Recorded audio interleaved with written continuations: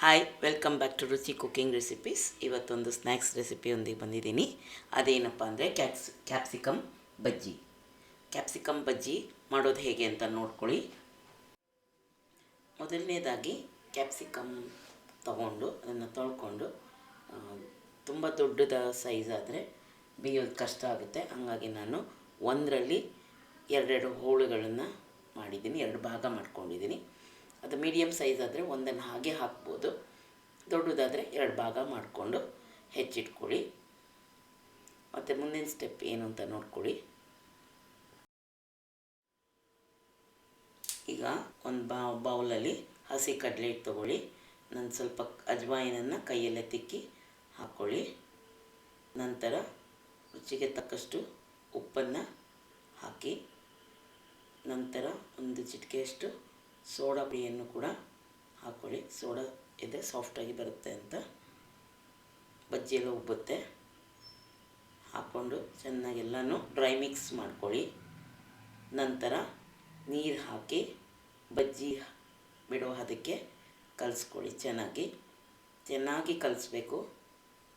ನಾವೆಷ್ಟು ಚೆನ್ನಾಗಿ ಕಲಿಸ್ತೀವೋ ಅಷ್ಟು ಚೆನ್ನಾಗಿ ಕ್ರಿಸ್ಪಿಯಾಗಿ ಬಜ್ಜಿಗಳು ಬರುತ್ತೆ. ಚೆನ್ನಾಗಿ ಬೀಟ್ ಮಾಡ್ತಾ ಮಾಡ್ತಾ ಒಂದು ಸೈಡಿಂದ ಕಲಿಸ್ಕೋತಾ ಬನ್ನಿ. ಒಂದು ಕಡೆಯಿಂದ ಕಲಿಸ್ಕೊಳ್ಳಿ.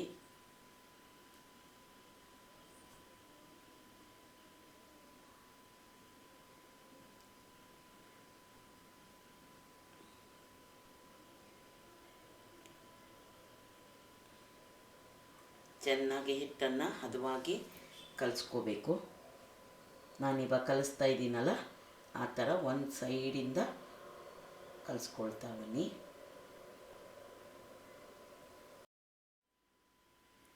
ಇರೋ ಹಿಟ್ಟಿಗೆ ಸ್ವಲ್ಪ ಖಾರದ ಪುಡಿ ಹಾಕಿ, ಯಾಕೆಂದರೆ ಕ್ಯಾಪ್ಸಿಕಮ್ ಸಪ್ಪೆ ಬರೋದ್ರಿಂದ ಸಪ್ಪೆ ಸಪ್ಪೆ ಅನಿಸುತ್ತೆ.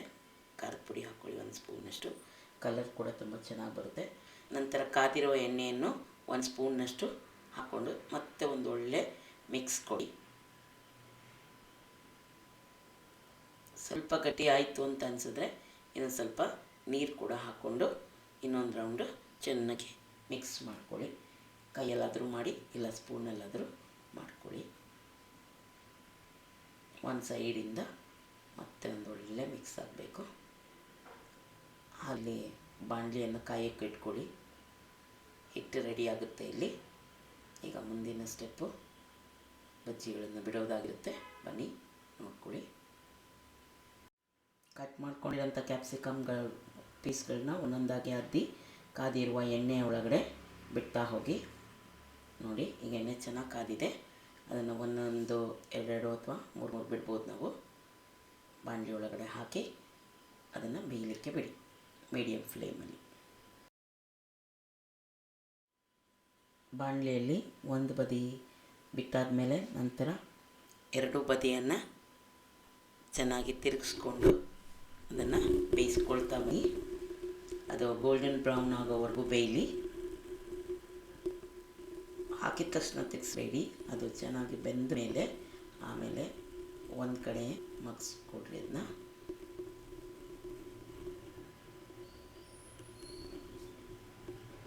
ಸೊ ಕ್ಯಾಪ್ಸಿಕಮ್ ಒಳಗಡೆ ಅದು ಚೆನ್ನಾಗಿ ಬೆಂದಿದೆ ಅಂತ ನಿಮಗೆ ಗೊತ್ತಾಗೋವರೆಗೂ ಅದು ಬೇಯಲಿ. ಬೆಂದ ನಂತರ ಸ್ವಲ್ಪ ಫ್ಲೇಮ್ನ ಕಡಿಮೆ ಮಾಡಿಕೊಂಡು ಇನ್ನೂ ಸ್ವಲ್ಪ ಕ್ರಿಸ್ಪಿ ಆಗೋವರೆಗೂ ಬಿಡಿ.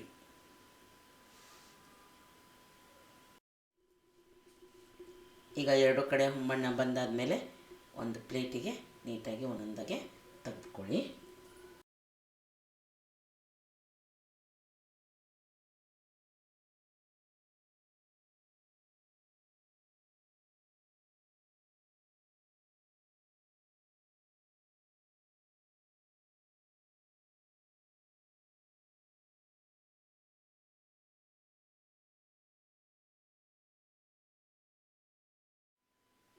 ಈಗ ಸ್ಪಾಗಿ ಕ್ಯಾಪ್ಸಿಕಮ್ ಬಜ್ಜಿ ತಿನ್ನೋದಕ್ಕೆ ನಾನು ಒಂದು ದೊಡ್ಡ ಗಾತ್ರದ ಈರುಳ್ಳಿಯನ್ನು ಹೆಚ್ಚಿಟ್ಕೊಂಡಿದ್ದೀನಿ. ಈರುಳ್ಳಿ, ಕ್ಯಾರೆಟು, ಒಂದು ಅರ್ಧ ಹೋಳಿಕೆ ನಿಂಬೆಹಣ್ಣು ಎಲ್ಲ ಮಿಕ್ಸ್ ಮಾಡಿಕೊಂಡು ಆ ಹೆಚ್ಚಿರುವಂಥ ಕ್ಯಾಪ್ಸಿಕಮ್ ಮೇಲೆ ಒಂದೊಂದಾಗೆ ಉದುರಿಸ್ತಾ ಇದ್ದೀನಿ.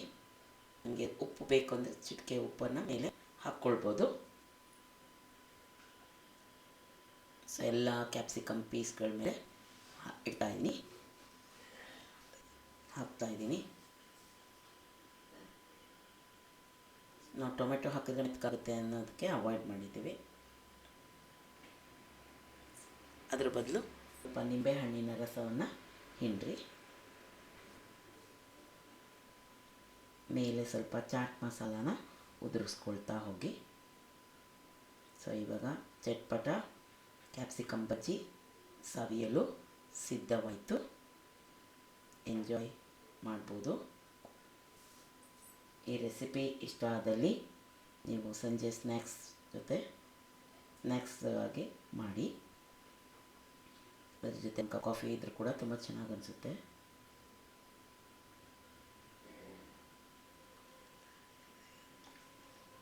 ಸೊ ಇವಾಗ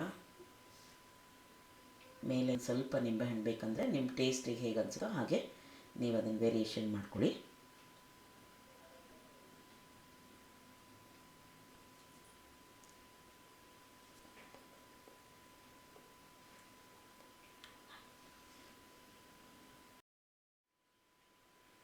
ಈ ರೆಸಿಪಿ ಇಷ್ಟ ಆದಲ್ಲಿ ನೀವು ಮಾಡಿ ಹೆಂಗಿತ್ತು ಅಂತ ಟೇಸ್ಟ್ ಮಾಡಿ ಕಮೆಂಟ್ ಮಾಡಿ.